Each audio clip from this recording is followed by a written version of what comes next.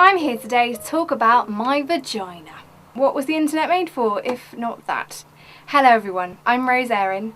I'm a writer, blogger, vlogger, and since the age of 17 I have had something called vulvodynia, which is basically chronic pain in the pelvic gynecological region. A big pain in the ass, literally.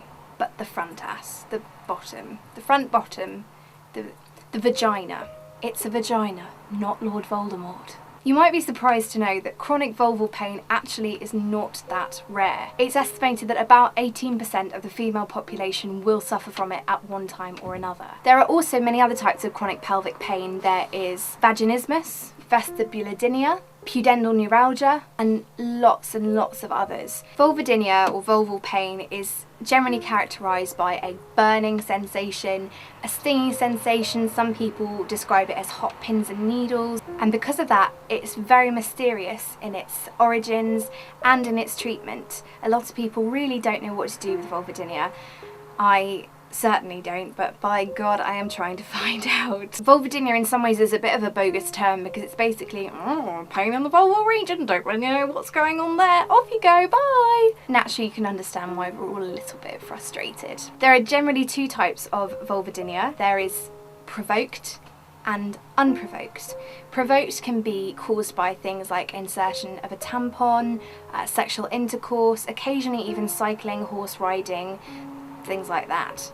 Then there is unprovoked or generalised vulvodynia, and what do you know, that is what I have. It came along one day with its suitcase, plonked its bags down and didn't leave. Vulvodynia generally is thought to be something to do with nerves or nerve endings or nerve pathways that aren't quite connecting. So often vulvodynia patients will be put on nerve blocking medication, which may be a very low form of tricyclic antidepressant or other such drugs that basically block off nerve stimulation and stop that pain signal, which has kind of got stuck like a record stuck on loop. For some people it works. Great. For me, it didn't. I have tried most things now. I have tried topical anaesthetic, oh yes. I have even tried Botox. I have tried many different drugs. Basically, my vagina is a big hot mess, like Lindsay Lohan.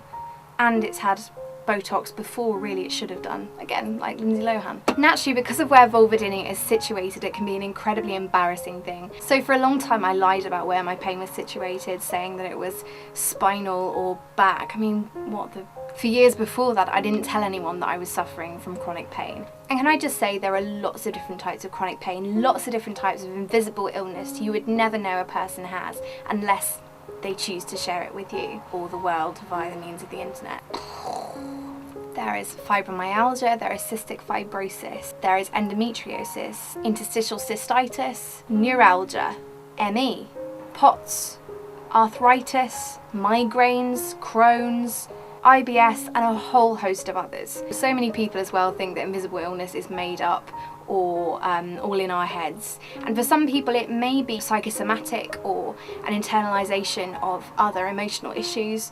I have embraced that. I'm having cognitive behavioural therapy and EMDR therapy as a form of treatment to try and see if there's anything that has basically made my nerve pathways going, which is essentially what they're doing. When you have an invisible illness, a lot of people, obviously because you can't see it, don't think you're that ill. They don't see the days in bed where you literally can't leave your duvet. They don't see the floods of tears when you have to cancel on your friends yet again because you are too ill to get out of the house. They don't see the amount of painkillers you're taking every day. I've realised that sometimes you have to be your own advocate, and that's why I'm speaking out about this. So for anyone with vulvodynia, whether you are 16 all the way up to 40, 50, 60 plus, hi, I feel your pain. I've actually recently set up a blog account. You can find the link to it in the description down below. Down below, buzzword. I'm really hoping that it will be a place where chronic pain lady warriors can come together, share their stories, because it's so isolating sometimes and you can feel like such a freak. It's a very sad fact that chronic illness also usually goes hand in hand with depression or anxiety, even if you haven't had it before, simply because imagine if you were in pain every day. the first sensation you wake up with in the morning is pain. There is a little bit of a buzzkill and it can be very hard to motivate yourself. For those of you well people nice enough to enjoy this video, my message to you would be, please be gentle with us.